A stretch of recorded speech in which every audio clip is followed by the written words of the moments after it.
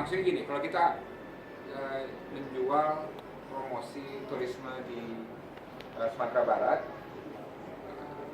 apa jaminannya kalau nanti orang oke saya mau coba ke sana, tapi ternyata nanti mereka puas gitu. Pernah nggak kita memposisikan diri sebagai turis ke Sumatera Barat, tapi bukan sebagai orang Padang ya? Apa yang kira-kira mereka akan dapat gitu? Apa yang menarik bagi mereka? Ya, jadi mereka kembali nanti bisa bilang orang, waduh ini bagus sekali dapat ini segala macam gitu.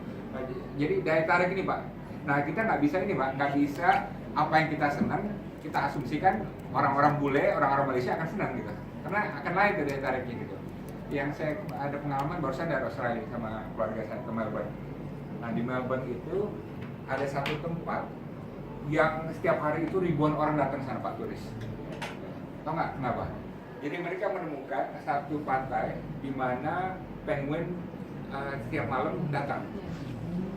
Ibu udah pernah sana kan? Saya lupa namanya apa tuh ya.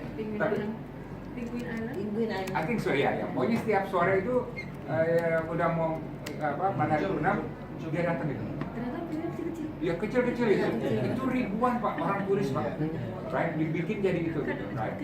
Nah pertanyaan saya tuh bisa nggak kita secara kreatif gitu ya kita tanya nih nanti kita cari apa yang di Sumatera Barat itu yang menarik gitu. Jadi orang datang tuh juga beda